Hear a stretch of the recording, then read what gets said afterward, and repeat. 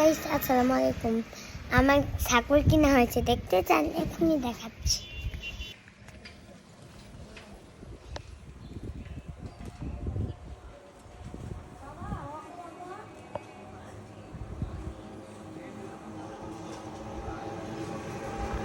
দেখছেন আমার ছাগল?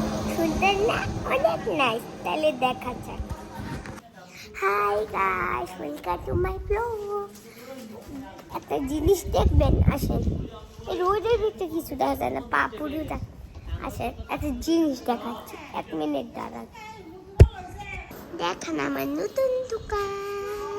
এই যে আমার আব্বা,